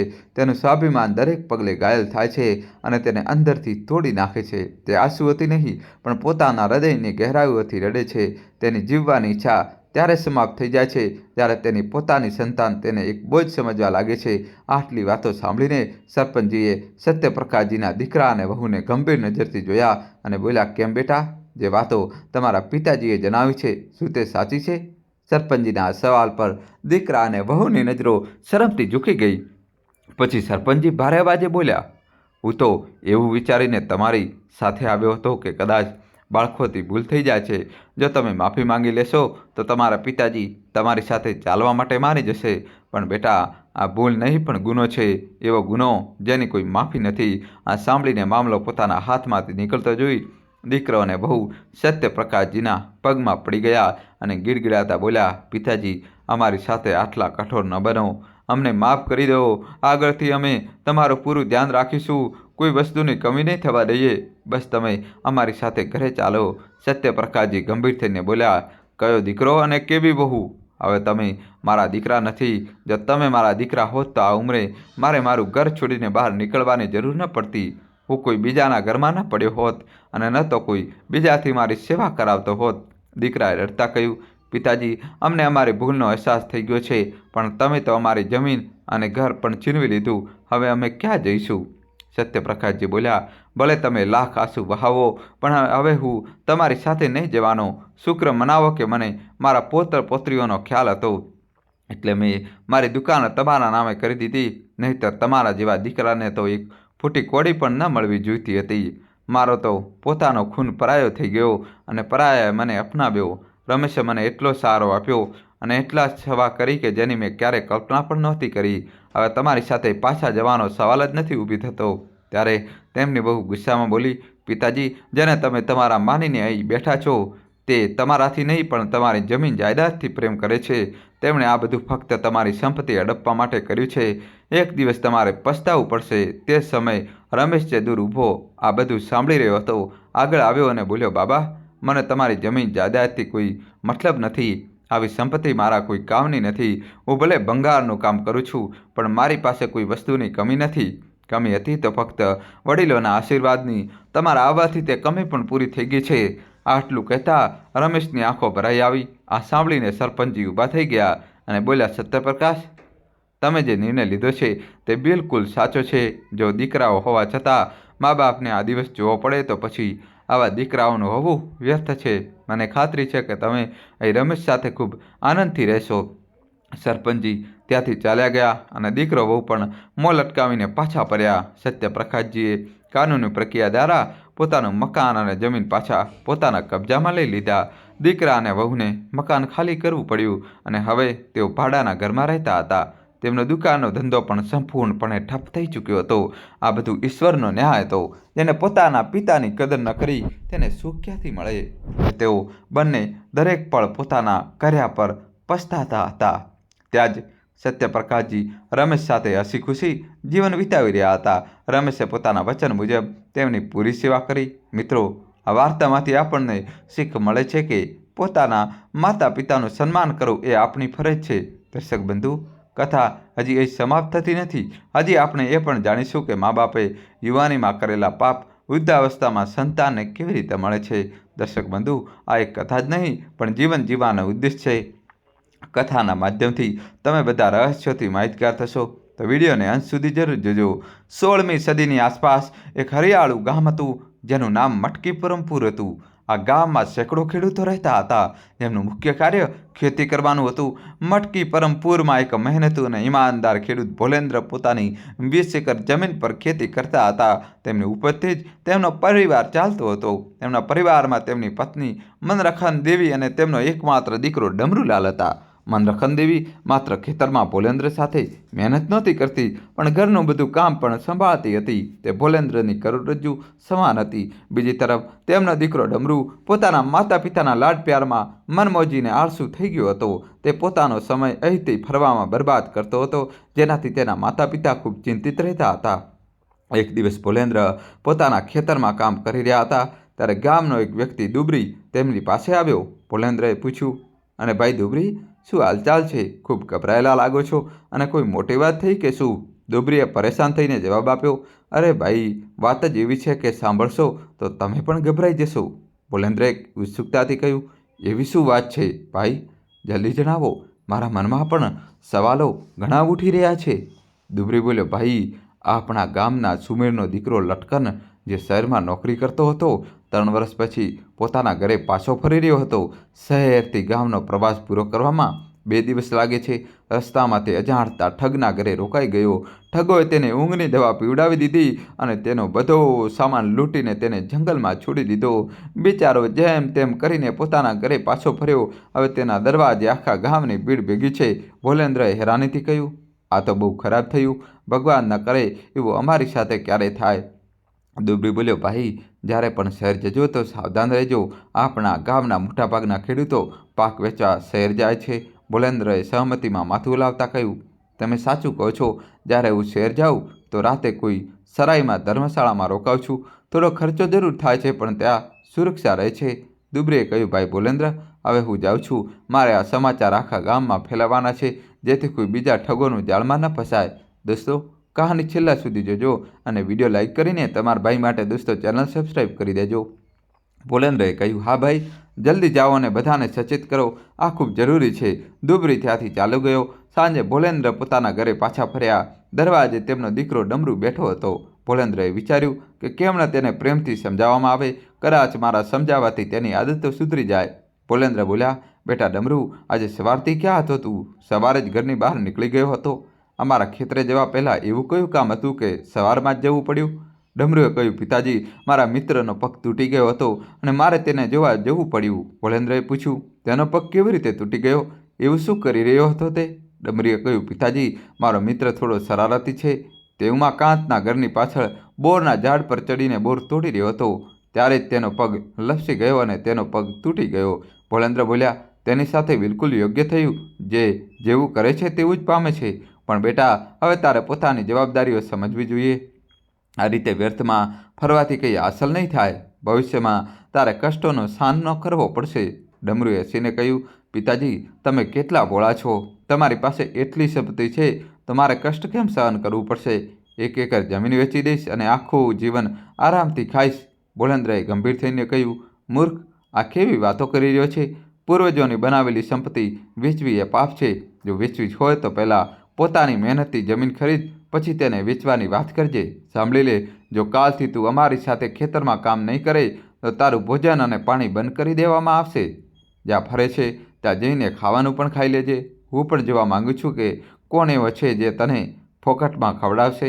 ડમરુએ ગુસ્સામાં આવીને કહ્યું, પિતાજી, તમે ભલે ગમે તે કહો, પણ હું ખેતરમાં કામ નહીં કરું. ના આપો મને ભોજન. ગામમાં ઘણા લોકો છે જે મને ખવડાવશે. હું કોઈના દબાણમાં નથી. ભોલેન્દ્ર ચૂપચાપ ઘરની અંદર ચાલ્યા ગયા અને પોતાની પત્નીને બોલ્યા, ભાગ્યવાન, સાંભળો છો? તારા લાડ સાહેબે નક્કી કરી લીધું છે કે ખેતરમાં કામ નહીં કરે. તેને લાગે છે કે ગામના લોકો તેને ખવડાવશે અને પોતાનું જીવન માંગીને ખાશે. હવે સમય આવી ગયો છે કે આપણે તેને પાઠ શીખવીએ. આપણા લાડ પ્યારને કારણે તેનું ભવિષ્ય અંધકારમય થઈ રહ્યું છે. પત્ની બોલી, તમે બિલકુલ સાચી કહી રહ્યા છો. હવે આપણે સખ્તાઈથી કામ લેવું પડશે. જણાવો શું કરવાનું છે? ભોલેન્દ્ર બોલ્યા, તારે બસ તેનું ભોજન બંધ કરવાનું છે. જ્યારે ભોજન નહીં મળે તો તેને પોતાની અસલી સ્થિતિ સમજાઈ જશે. પત્ની બોલી, ઠીક છે, આજથી જ આ કામ શરૂ કરી દઉં છું. જ્યારે તે ભોજન માગશે તો હું તેને સાફ ના પાડી દઈશ. ખાવાનો સમય થયો અને પોતાની આદત મુજબ ડમરુ આખું ગામ ફરીને પોતાની મા પાસે ભોજન માટે પહોંચ્યો. ડમરુએ કહ્યું, મા, ખૂબ તીવ્ર ભૂખ લાગી છે. જલ્દીથી ભોજન લગાવી દે. મને ખૂબ ભૂખ લાગી છે. મંદ્રખન દેવીએ શાંત સ્વરે કહ્યું, બેટા, આજે ભોજન નહીં મળે. જ્યારે તું ખેતરમાં કામ કરીશ ત્યારે જ તને ભોજન નસીબ થશે. ડમરુ આશ્ચર્ય અને નારાજગીથી બોલ્યો, અરે મા, કેવી વાત કરી રહી છે? હું તારો દીકરો છું. તારામાં મમતા નામની કોઈ વસ્તુ છે કે નહીં? કેવી માં છો તું? મંદ્રખન દેવીએ સંયમથી ઉત્તર આપ્યો, બેટા, હવે હું તારી ચીકણી ચોપણી વાતોમાં નહીં આવું. જો તારે ભોજન કરવું છે તો મારી સાથે વાત કર કે કાલથી તું તારા પિતાની સાથે ખેતરમાં કામ કરીશ. ભૂખથી તડપતા ડમરુને કશું સૂઝતું નહોતું. તેને કહ્યું, હા મા, હું વચન આપું છું કે કાલથી પિતાજીની સાથે ખેતરમાં કામ કરીશ. માએ હસીને કહ્યું, આ થઈને વાત. હવે હું તારા માટે ભોજન પીરસું છું. તેમણે ખૂબ પ્રેમથી ડમરુને ભોજન પીરસ્યું. સાંજે જ્યારે ભોલેન્દ્ર ઘરે આવ્યા ત્યારે તેમણે પૂછ્યું, ભાગ્યવંતી, શું ડમરુએ ભોજન કર્યું? મંદ્રખન દેવીએ ગર્વથી કહ્યું, અરે, ભોજન કેમ નહીં કરે? તેણે તો એક વચન પણ આપ્યું છે. હવે તે કાલથી તમારી સાથે ખેતરમાં કામ કરશે. ભોલેન્દ્ર ખુશ થઈને બોલ્યા, આ તો ખૂબ જ સારી વાત છે. બીજા દિવસથી ડમરુ ખરેખર તેના પિતા સાથે ખેતરમાં કામ કરવા લાગ્યો. તેની મહેનત જોઈને ગામના લોકો આશ્ચર્યચકિત હતા. તે વિચારતા હતા કે આટલો બગડેલો ડમરુ અચાનક કેવી રીતે સુધરી ગયો. ભોલેન્દ્ર અને ડમરુએ સાથે મળીને ખેતરોમાં કામ કર્યું અને ધીમે ધીમે તેમની આર્થિક સ્થિતિ પહેલાં કરતાં વધુ સારું થઈ ગઈ. એક દિવસ ડમરુ ગામની પગદંડી પર બેઠો હતો ત્યારે તેનો મિત્ર ચોર, જે હમણાં શહેરથી નોકરી કરીને પાછો ફર્યો હતો, તે ત્યાં આવ્યો. ડમરુએ મજાક કરતાં કહ્યું, અરે ભાઈ ચોર, તું તો અમને ભૂલી જ ગયો. શહેરની હવા લાગી અને ગામને એકદમ ભૂલી ગયો. ચોરે હસતા હસતા કહ્યું, અરે ના ભાઈ, એવું નથી. ગામ તો હંમેશા શહેર કરતાં સારું રહેશે. બસ ગામમાં પૈસાની કમી છે, નહીં તો ગામથી સુંદર જગ્યા બીજું કોઈ નહીં. ડમરુએ પૂછ્યું, શું ખરેખર શહેરમાં પૈસા વધુ મળે છે? ચોરે કહ્યું, હા, શહેરમાં ઓછું કામ કરવાથી પણ ઘણો પૈસા મળે છે. આપણા ગામની જેમ નહીં કે આખો દિવસ મહેનત કરો અને થોડા જ પૈસા મળે. ડમરુ ઉત્સુકતાથી બોલ્યો, ભાઈ, શું મારા જેવો અનપઢ પણ શહેરમાં કામ કરી શકે છે? ચોરે હસતા હસતા કહ્યું, અરે ભાઈ, હું તારા કરતાં પણ ઓછો ભણેલો છું, છતાં મને સારી તનખા મળે છે. તું કેમ નહીં કરી શકે? ડમરુએ ખુશ થઈને કહ્યું, તો હું પણ તારી સાથે શહેર જઈશ. આજે જ મારા માતા પિતા સાથે વાત કરીશ. જ્યારે તું શહેર જાય ત્યારે મને સાથે લઈ જજે. આપણે બંને સાથે રહીશું તો મન પણ લાગેલું રહેશે. ચોરે કહ્યું, અરે ભાઈ, આજ તો હું ઈચ્છતો હતો. એકલો શહેરમાં મારું મન નથી લાગતું. સારું, હવે હું જાય છું. ચોર ત્યાંથી ચાલ્યો ગયો. સાંજે ડમરુએ તેના પિતાને કહ્યું, પિતાજી, હવે હું ખેતરમાં કામ નહીં કરું. હું શહેર જઈશ. ત્યાં ઓછું કામ કરીને પણ ખૂબ પૈસા કમાઈ શકાય છે. હું સુખી જીવન જીવવા માગું છું. ભોલેન્દ્રએ ગંભીરતાથી કહ્યું, બેટા, તારે નોકરીની શું જરૂર છે? તું તો 20 એકર જમીનનો માલિક છે. પછી નોકર કેમ બનવા માંગે છે? નોકરીનો મતલબ કોઈ બીજાનો નોકર બનવું, પછી ભલે તે કોઈ શેઠનો હોય કે સરકારનો. નોકર તો નોકર જ કહેવાશે. તું હજી નાદાન છે એટલે તારી વાત સમજી નથી શકતો.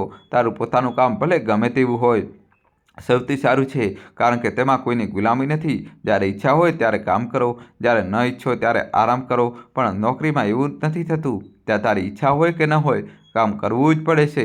સાચું કામ કરવા પર પણ ઘણીવાર ઠપકો સાંભળવો પડે છે. દોસ્તો, હજી કહાની બાકી છે. નોકરી એક રીતે રોજ 10-12 કલાકની ગુલામી છે. જે મજબૂરીમાં નોકરી કરે છે તેના માટે ઠીક છે, પણ કોઈ શોખથી નોકર બને તો એ તો મૂર્ખતા છે. ડમરૂ બોલ્યો, નહીં પિતાજી, હું એકવાર નોકરી કરવા જરૂર જઈશ. ચોર પણ તો નોકરી કરે છે, તેના પિતા પાસે પણ ઘણી જમીન છે. બોલેન્દ્રએ સમજાવતા કહ્યું, બેટા, ચોરના પિતા કેદારમાં અને મારામાં ફરક છે. કેદાર અને ચોર ખૂબ આળસુ છે. તેઓ ક્યારેય સમયસર ખેતરોમાં પાક નથી લગાવતા. પાકનો સમય નીકળી ગયા પછી ખેતી શરૂ કરે છે, એટલે તેમની ઉપજ સારી થતી નથી. ક્યારેક તો તેમને નુકસાન પણ સહન કરવું પડે છે. જ્યારે આપણે સમયસર પાક લગાવીએ છીએ અને સમયસર કાપીએ છીએ, આ જ કારણે આપણને સારી આવક થાય છે. બોલેન્દ્રએ ખૂબ સમજાવ્યું, છતાં ડમરૂ તેમની વાત માનવા તૈયાર ન થયો. તેનું મન શહેર જવા માટે વ્યાકુળ હતું. ચોરે તેને સમજાવી દીધું હતું કે શહેરમાં ખૂબ જ ખૂબસૂરત છોકરીઓ હોય છે, જે નોકરી કરનારાઓ સાથે લગ્ન કરવા તૈયાર રહે છે. તેને કહ્યું હતું કે શહેરથી પાછા ફરનારા લોકો સુંદર, ભણેલી અને સમજદાર પત્નીઓ લાવે છે. તેઓ દરેક કામમાં કુશળ હોય છે. જમવાનું પણ એવું બનાવે છે કે આંગળીઓ ચાટતા રહી જાઓ. ડમરૂએ મન બનાવી લીધું કે ગમે તે થાય, તે એકવાર શહેર જરૂર જશે. તેને વિચાર્યું, જો વધારે ન કમાઈ શક્યો તો ઓછામાં ઓછી એક સુંદર પત્ની તો જરૂર લઈને આવીશ. પણ ડમરૂની સોચ ખોટી હતી. સભ્ય મહિલાઓ, પછી ભલે તે શહેરની હોય કે ગામની, પોતાના સંસ્કાર અને મૂલ્યો પર ટકેલી રહે છે. બીજી તરફ ખોટી સોચ રાખનારા લોકો ક્યારે પોતાના આદતોથી પાછા હટતા નથી. 2 દિવસ પછી ચોર શહેર જવાનો હતો અને તેણે ડમરૂને પોતાની સાથે લઈ જવા માટે લગભગ મનાવી લીધો હતો. બોલેન્દ્રને લાગ્યું કે હવે ડમરૂ કોઈ પણ રીતે માનવાનો નથી. તેમણે પોતાની પત્નીને કહ્યું, ભાગ્યવાન, ડમરૂ તો હવે ચોરણ સાથે શહેર જવાનું પાક્કું મન બનાવી ચૂક્યો છે. તું તેને કોઈ પણ રીતે રોકી લે. ખેતીનો સિઝન છે. હું એકલો બધું કામ નહીં સંભાળી શકું. પહેલાં જેવી તાકાત હવે મારામાં નથી રહી. જો ડમરૂ રહેશે તો આપણું ત્રણેય મળીને ખેતીનું કામ સરળતાથી પતાવી લઈશું. બોલેન્દ્રની પત્નીએ કહ્યું, હું તેને અત્યારે તો રોકી લઈશ, પણ વારંવાર નહીં રોકી શકું. જો તમે ઈચ્છો તે ડમરૂ ઘર છોડીને ક્યાંક ન જાય તો તેના લગ્ન જલ્દીથી જલ્દી કરાવી લો. લગ્ન થઈ ગયા પછી તે ક્યારેય નોકરી કરવાની વાત નહીં વિચારે. બોલેન્દ્ર બોલ્યા, એમાં કંઈ મોટી વાત છે? લગ્ન તો જ્યારે ઈચ્છું ત્યારે કરાવી શકું છું. દૂર ક્યાં જવું છે? રાજપૂતવાળા મારા મિત્ર દીનાનાથની પુત્રી સુનીતા ભણેલી ગણેલી અને સમજદાર છોકરી છે.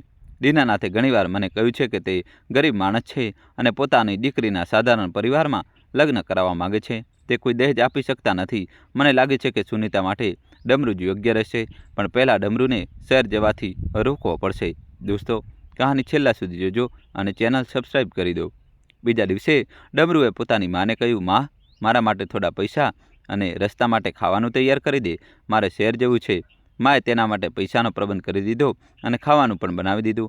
બોલેન્દ્ર આ જોઈને વિચારવા લાગ્યા, મેં તો મારી પત્નીને કહ્યું હતું કે ડમરૂને રોકો, પણ આ તો પોતે જ તેને મોકલવા પર તુલી છે. ખૂબ પ્રેમથી તેને ખાવાનું બનાવીને મોકલી રહી છે, જાણે તે કોઈ યુદ્ધ પર જઈ રહ્યો હોય. હવે જઈ જ રહ્યો છે તો હું શું કરી શકું? જ્યારે ડમરૂ ઘરેથી જવા લાગ્યો ત્યારે અચાનક માં બેહોશ થઈ ગઈ. આ જોઈને ડમરૂ ગભરાઈ ગયો અને વિચારવા લાગ્યો કે માને આ હાલતમાં છોડીને તે ભલા શહેર કેવી રીતે જઈ શકે.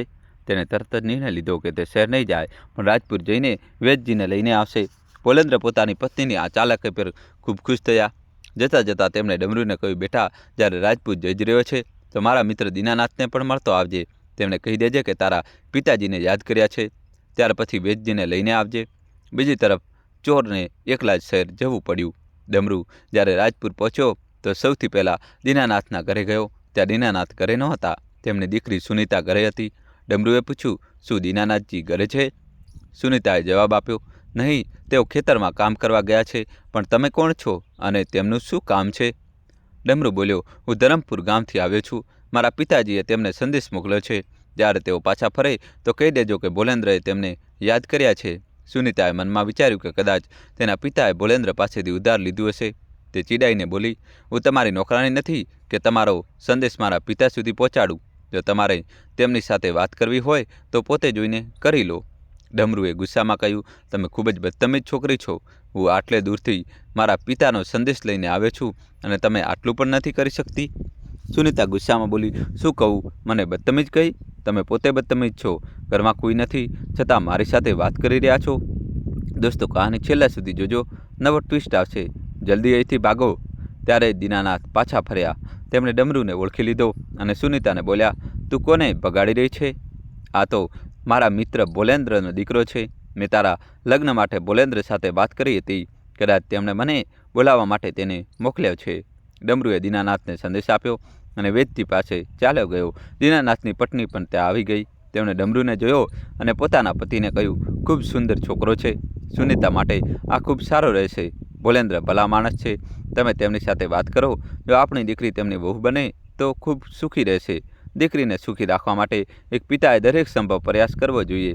સુનીતા પોતે શરમાઈ રહી હતી કે તેને ડમરૂને વગર કારણે ઠપકો આપી દીધો. તે વિચારી રહી હતી કે જો તેના લગ્ન ડમરૂ સાથે થઈ જાય તો તે તેનો સામનો કેવી રીતે કરશે. મનોમન તે પોતાના વ્યવહાર પર પસ્તાવો કરી રહી હતી. દીનાનાથજીએ મનમાં નક્કી કરી લીધું કે તે આજે જ બોલેન્દ્રને પોતાની વાત કહી દેશે.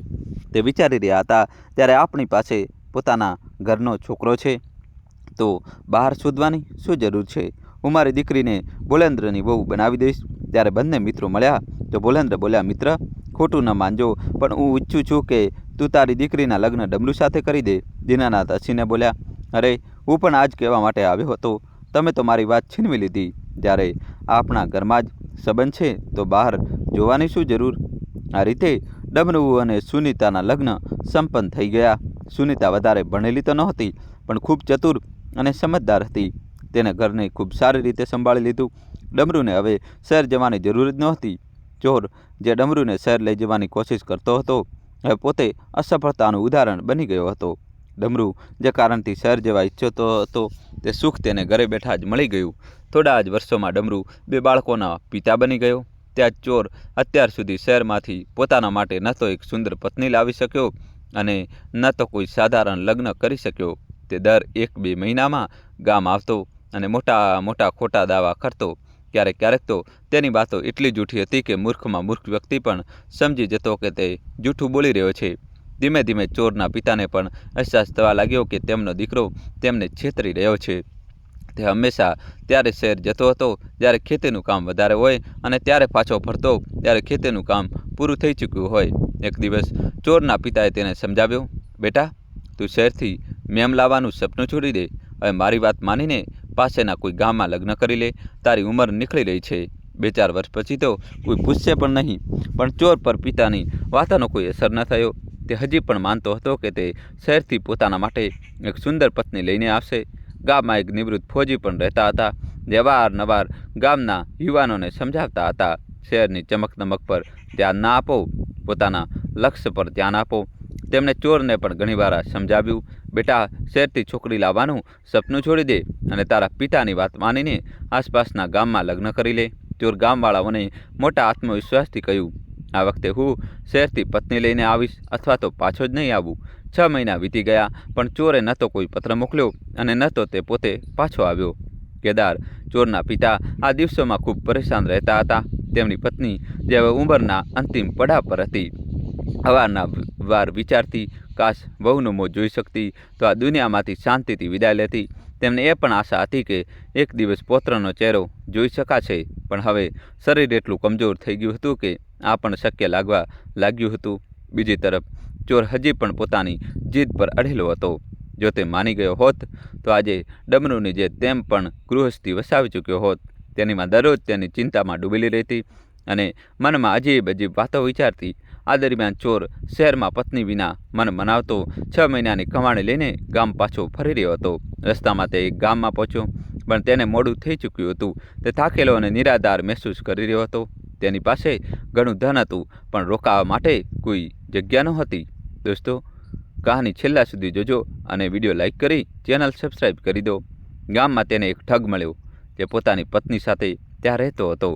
આ એ જ ઠગ હતો જેનો ઉલ્લેખ વાર્તાની શરૂઆતમાં થયો હતો. મિત્રો, ઠગ મુસાફરીને ઠગવા માટે પ્રસિદ્ધ હતો.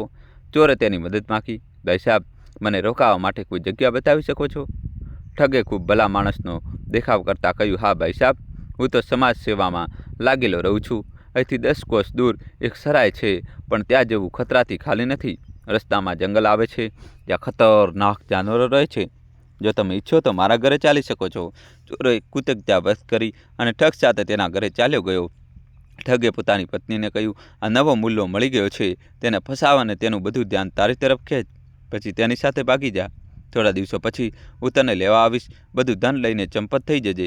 ઠગની પત્નીએ એવું જ કર્યું. તેને પોતાની અદાઓથી ચોરને ફસાવી લીધો અને અડધી રાત્રે તેની સાથે ભાગી ગઈ. ચોર મનોમન ખૂબ ખુશ હતો, કારણ કે તેને મહેનત વિનાની પત્ની મળી ગઈ હતી. ધીમે ધીમે બંને ગામ પાસે પહોંચી ગયા. સૌથી પહેલાં તેમની મુલાકાત ગામના નિવૃત્ત ફૌજી સાથે થઈ. ફૌજીએ મજાક કરતાં કહ્યું, વાહ બેટા, કાશ્મીરથી જીતીને પાછો ફર્યો છે, નાયબ સેબ લઈને આવ્યો છે, પણ ધ્યાન રાખજે, જીતેલી વસ્તુને સાચવવી આસાન નથી થતી. ચોરે હસતા હસતા બોલ્યો, કાકા તમે પણ મજાક કરી લો છો. જ્યારે તે પોતાના ઘરે પહોંચ્યો તો તેના માતા પિતા ખૂબ ખુશ થયા. તેમને લાગ્યું કે આખરે તેમનો દીકરો પોતાની જીદ પૂરી કરીને પાછો ફર્યો છે. વહુ પણ ચાંદ જેવી ખૂબસૂરત હતી. તેઓ ખુશ હતા કે વહુ ન ફક્ત સુંદર હતી, પણ ભણેલી ગણેલી અને સમજદાર પણ હશે. 1 મહિના પછી ચોરની પત્નીએ કહ્યું, હવે શું ઘરમાં જ પડ્યા રહેશો કે પછી શહેર પાછા જઈને નોકરી પણ કરશો? અને આ વખતે ત્યાં મારા રહેવાની પણ વ્યવસ્થા કરજો. આ ગામમાં મારો દમ ગુંટાય છે. ચોરે આશ્ચર્યચકિત થઈને કહ્યું, શું વાત કરી રહી છે? હું તને એ સમજાવીને લાવ્યો હતો કે તારે મારા બુઢા માતા પિતાની સેવા કરવાની છે, અને અહીં આવીને તું આ બધું કરી રહી છે? આ ગામ છે, અહીં દરેક વસ્તુ તાજી મળે છે. તાજા ફળ, તાજી શાકભાજી, તાજું પાણી અને હવા. અહીં હાથનું મકાન છે, જ્યાં ઈચ્છે ત્યાં આનંદથી રહી શકે છે. તેની પત્ની બોલી, ઠીક છે, હું રહી લઈશ, પણ તું મોડું ન કર. શહેર જા અને મને લગાવીને કામ કર. ચોર ફરીથી શહેર ચાલ્યો ગયો. 1 મહિનો વીતી ગયો. એક દિવસ એક ડાકિયો ગામ આવ્યો અને તેને કોઈ સુનીતાને પૂછ્યું. સુનીતા નામની સ્ત્રીના નામે એક પત્ર આવ્યો હતો. ડમરૂ ડાકિયાને રસ્તામાં મળ્યો તો તેણે પૂછ્યું, ભાઈ, શું તું જણાવી શકે છે કે અહીં કોનું નામ સુનીતા છે? ડમરૂએ કહ્યું, સુનીતા મારી પત્નીનું નામ છે. શું વાત છે? ડાકિયાએ જવાબ આપ્યો, એક પત્ર આવ્યો છે. ડમરૂએ પત્ર લઈ લીધો, પણ વિચારમાં પડી ગયો. મારી પત્નીને પત્ર? તેણે તો કોઈ પણ ક્યાંય બહાર રહેતું નથી. તે તો મારી જેમ જ પોતાના માતા પિતાની એકમાત્ર સંતાન છે.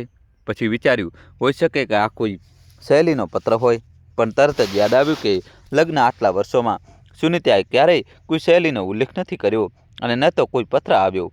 તેણે નક્કી કર્યું કે પત્ર ખોલીને જોવો જોઈએ. જેવો તેણે પત્ર વાંચવાનું શરૂ કર્યું, તેમાં લખ્યું હતું, મારી જાન સુનીતા, તું કેવી છે? તારા વિના હવે જીવવું મુશ્કેલ થઈ ગયું છે. એક દિવસ તારા વિના વિતાવવો વર્ષ સમાન લાગે છે. હવે જલ્દીથી કોઈ ઉપાય કર અને ત્યાંથી નીકળ. ડમરૂએ આગળ વાંચવાનું છોડી દીધું. પત્રમાં અતરંગ વાતો લખી હતી. તેનો ગુસ્સો 7મા આસમાને પહોંચી ગયો.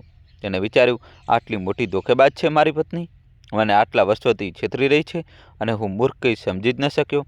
તે 2 બાળકોની માં થઈ ગયા પછી પણ આ બધું કરી રહી છે.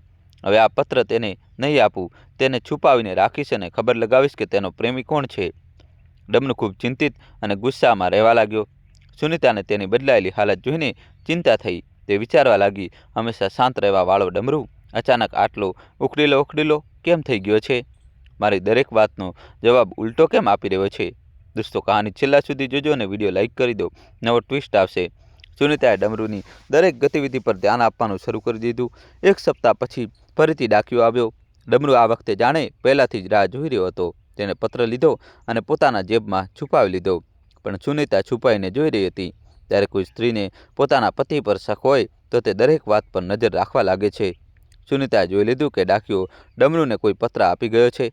તેને વિચાર્યું, જરૂર આ કોઈ બીજી સ્ત્રીનો પત્ર છે.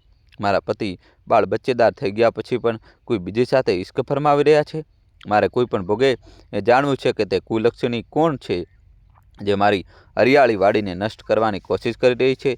બીજી તરફ ડમરૂ ચૂપચાપ પત્ર વાંચવા લાગ્યો. તેમાં લખ્યું હતું, એ મારી જાન, હવે વધારે મોડું ન કર. 15 તારીખની અડધી રાત્રે ઘરમાં રાખેલા બધા પૈસા અને દાગીના લઈને નીકળી જા.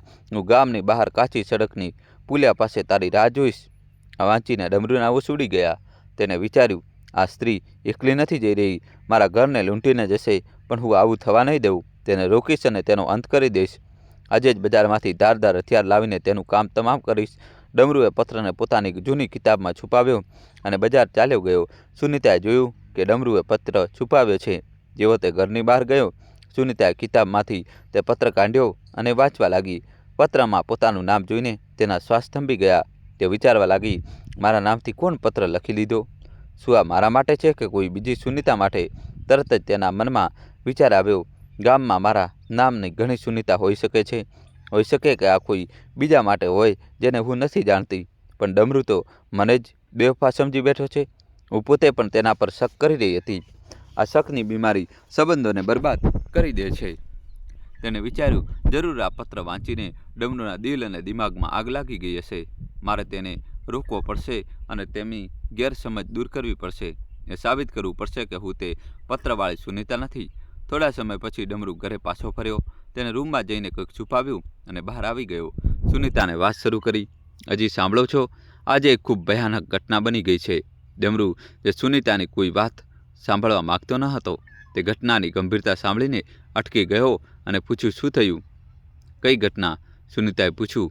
આપણા ગામમાં બકરા નામનો એક માણસ રહે છે. તેનું પત્નીનું નામ મુન્ની હતું. મુન્નીને 2 બાળકો પણ હતા, પણ બકરાએ મુન્નીને મારી નાખી. ડમરૂ ચોંકીને બોલ્યો, શું? સાફ સાફ જણાવ, થયું શું? સુનિતાએ કહ્યું, ટપાલી રોજ બકરાને એક પત્ર આપી જતો હતો. તે પત્ર મુન્નીના પ્રેમીનો હતો, પણ તે મુન્ની બકરાની પત્ની નહોતી. તે બીજી મુન્ની હતી, જે બદન નામના માણસની પત્ની છે. બકરાએ ગેરસમજમાં પોતાની ભોળી ભાળી પત્નીને મારી નાખી. હવે તેના બાળકો અનાથ થઈ ગયા છે અને તે પોતે પસ્તાવો કરી રહ્યો છે. ડમરૂ સુનિતાને કંઈ બોલ્યો નહીં અને ઘરની બહાર નીકળી ગયો. તેના મનમાં વિચારો ચાલવા લાગ્યા, ક્યાંક હું પણ કોઈ મોટી ભૂલ તો નથી કરવા જઈ રહ્યો. મારી સુનિતા ખોટી ન હોઈ શકે. તે 8 વર્ષથી મારી સાથે છે, મારાથી ક્યારેય અલગ થઈ નથી. અમારા 2 બાળકો પણ છે. જો તેને પહેલાંથી કોઈ પ્રેમી હોત તો તે પહેલાં જ ભાગી ગઈ હોત. તે ઝડપથી ઘેર પાછો ફર્યો. તેને વિચાર્યું કે જે ધારદાર ચપ્પુ તેને ખરીદ્યું હતું તે ફેંકી દેવું જોઈએ, પણ જેવો તે ઘેર પહોંચ્યો, તેને જોયું કે સુનિતા ચપ્પુથી શાકભાજી કાપી રહી હતી. દોસ્તો, કહાની છેલ્લા સુધી જોજો. જબરજસ્ત ટ્વિસ્ટ આવશે. ચેનલને સબસ્ક્રાઈબ કરી દો. ડમરૂને જોતાં જ સુનિતા બોલી, ઘરમાં શાક કાપવાનું ચપ્પુ ખરાબ થઈ ગયું હતું. તમે નવું ચપ્પુ લાવીને સારું કર્યું. ડમરૂને આ સાંભળીને એવું લાગ્યું જાણે તેને ખરેખર પોતાની પત્નીને મારી નાખી હોત.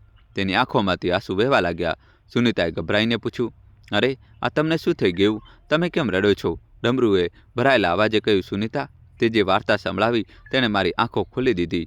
નહીં તો આ ચપ્પુ શાક કાપવા માટે નહીં, પણ તમને મારવા માટે લાવ્યો હતો. સુનિતાએ શાંત અવાજે કહ્યું, મને બધી ખબર છે કે તમે શું કરવાના હતા, એટલે મેં ખોટી વાર્તા સંભળાવી હતી. પણ એ વાર્તા કોઈ બીજાની નહીં, આપણી પોતાની હતી. તે સુનિતા હું નહીં, કોઈ બીજી છે. આપણે તે સુનિતાની ખબર કાઢવાની છે, જે કોઈનું ઘર ઉજાડીને ભાગી જવાનું કાવતરું કરી રહી છે. પછી તેણે ડમરૂને કહ્યું, આપણે આ મહિનાની 15 તારીખે કાચી સડકની પુલિયા નાની પુલ પાસે જવું પડશે. ત્યાં તેના પ્રેમીને પકડવાનો છે. તે પ્રેમી તો પત્ર લખી રહ્યો છે, પણ પત્ર સાચી જગ્યા સુધી પહોંચી રહ્યા નથી. તે સ્ત્રી કદાચ ન ભાગે, પણ પ્રેમી જરૂર આવશે. તેને પકડીને આપણે જાણી શકીએ છીએ કે તે સુનિતા કોણ છે. ડમરૂ અને સુનિતાની બધી ગેરસમજો દૂર થઈ ચૂકી હતી. બંનેને પોતાની ભૂલોનો અહેસાસ થઈ ગયો હતો. હવે તેમનું લક્ષ્ય તે સુનિતા સુધી પહોંચવાનું હતું, જેના નામે આ પત્રો આવી રહ્યા હતા. ડમરૂએ દૃઢતાથી કહ્યું, કાલે સવારે હું ખબર કાઢીશ કે આખરે તે સુનિતા કોણ છે, જે પોતાના જ ઘરને લૂંટીને ભાગી જવાની યોજના બનાવી રહી છે. દોસ્તો, કહાની છેલ્લા સુધી જોજો. બંને પતિ પત્ની જમ્યા પછી શાંત મનથી સૂઈ ગયા. બીજા દિવસે સવારે ખબર પડી કે ચોરની પત્ની ભાગી ગઈ છે. તે પોતાની સાથે ઘરના બધા પૈસા અને સાસુના ઘરેણાં લઈને ભાગી ગઈ હતી. આ સાંભળીને ડમરૂ હેરાન રહી ગયો. તેને વિચાર્યું કે તે તો શહેરની ભણેલી ગણેલી સ્ત્રી હતી. ચોરે તેની સાથે પ્રેમ લગ્ન કર્યા હતા, તો પછી તેણે કેમ દગો આપ્યો? ક્યાંક તેનું નામ સુનિતા તો નહોતું? ડમરૂએ કેદારને પૂછ્યું, કાકા, જે વહુ ભાગી ગઈ તેનું નામ શું હતું? કેદારે દુઃખી થઈને કહ્યું, બબુઆ, તેનું નામ સુનિતા હતું. સાસરે નાનકાએ અમને બરબાદ કરી દીધા. વહુના ચક્કરમાં અમારું બધું લૂંટાઈ ગયું. ડમરૂએ કેદારને કહ્યું, કાકા, સમય ન બગાડો, તરત પોલીસમાં રિપોર્ટ લખાવો. તમારી વહુ હજુ ક્યાંક આસપાસ છુપાયેલી હશે, કારણ કે તેનો પ્રેમી તેને મળવા કાલે અડધી રાતે આવવાનો છે. સુનિતા નામથી 2 પત્રો મને મળ્યા છે, જે મારી પત્ની સુનિતા નથી. આ પત્રો તમારી બહુ સુનિતાના છે. કેદારે સમય ન ગુમાવ્યો અને પોલીસમાં રિપોર્ટ નોંધાવ્યો. પોલીસે ડમરૂ દ્વારા આપવામાં આવેલી પત્રોના આધારે કાચી સડકની પુલિયા પાસે નિગરાની શરૂ કરી દીધી. ગામની બહાર જતી સ્ત્રીઓ પર પણ વિશેષ નજર રાખવામાં આવતી હતી. 15 તારીખની અડધી રાત્રે પોલીસે મોટી સફળતા મેળવી. પ્રેમી અને પ્રેમિકા બંનેને પકડી લેવામાં આવ્યા. તેમના અપરાધોની કહાણી જાણીને પોલીસ પણ દંગ રહી ગઈ. તે સ્ત્રી ચોર સાથે 11મું લગ્ન કરી ચૂકી હતી. આ પહેલે તે 10 અન્ય લોકોને પ્રેમ અને લગ્નના બહાને લૂંટી ચૂકી હતી. ખરેખર તો તે પ્રેમી અને પ્રેમિકા અસલમાં પતિ પત્ની હતા અને પ્રખ્યાત ઠગો હતા. સ્ત્રી ખૂબ જ સુંદર હતી અને પોતાના રૂપ રંગનો ઉપયોગ ઠગાઈ માટે કરતી હતી. તે સરળતાથી કોઈપણ યુવકને પોતાની જાળમાં ફસાવી લેતી હતી. પૈસાના લોભમાં તે કોઈની પણ પત્ની બનવા તૈયાર રહેતી હતી. ઘણા લોકો તેના દગાનો શિકાર બનીને બધું ગુમાવી ચૂક્યા હતા. કેટલાક લોકો લાજને કારણે ચૂપ થઈ જતા તો કેટલાક કાયદાનો સહારો લેતા. પછીથી ખબર પડી કે તે સ્ત્રી કોઈ સભ્ય પરિવારની નહીં પણ એક લૂંટારૂ ગેંગની સદસ્ય હતી. તેને પહેલાં 10 શિકાર શહેરના લોકો સાથે કર્યા હતા, પણ પહેલીવાર તે ગામમાં પકડાઈ. જે લોકો ખરાબ કામ કરે છે તેઓ ગમે તેટલી ચાલાકીથી દગો આપે, અંતમાં તેમનો અંજામ ખરાબ જ હોય છે. આવા લોકો પોતાના જીવનમાં ક્યારેય સુખી રહી શકતા નથી. ચોરના પિતાએ તેને પહેલાં જ સમજાવ્યો હતો, બેટા, આસપાસના ગામમાં હું તારા લગ્ન કરાવી દઉં છું. પણ ચોરે પિતાની વાત ન માની અને ઠગ અને ઠગીનીના ચંગુલમાં ફસાઈ ગયો. આ તો ભગવાનની કૃપા હતી કે ડમરૂની પત્રી ચતુર નીકળી, નહીં તો ડમરૂનું જીવન પણ સંકટમાં મુકાઈ જાત. આ વાર્તામાંથી આપણને મિત્રો એ શીખ મળે છે કે લગ્ન પહેલાં છોકરા કે છોકરીનું ચારિત્ર, પૃષ્ઠભૂમિ અને સ્વભાવ સારી રીતે તપાસવા જોઈએ. ફક્ત શારીરિક આકર્ષણના આધારે કરવામાં આવેલા લગ્ન ઘણીવાર ખરાબ પરિણામ તરફ દોરી જાય છે. લગ્ન હંમેશા સુરત શારીરિક દેખાવથી નહીં પણ સીરત આંતરિક સ્વભાવથી કરવા જોઈએ. દર્શક બંધુઓ, માતા પિતાએ જુવાનીમાં કરેલા પાપ વૃદ્ધાવસ્થામાં સંતાનો કેવી રીતે મળે છે?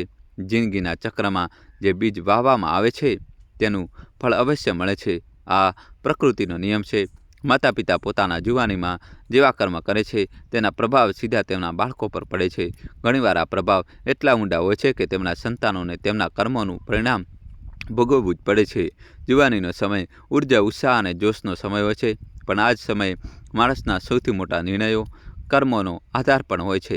માતા પિતા પોતાના સ્વાર્થ, લાલચ કે ખોટા નિર્ણયોને કારણે એવા કર્મ કરી બેસે છે જેથી ખરાબ અસર તેમના બાળકોના ભવિષ્ય પર પડે છે.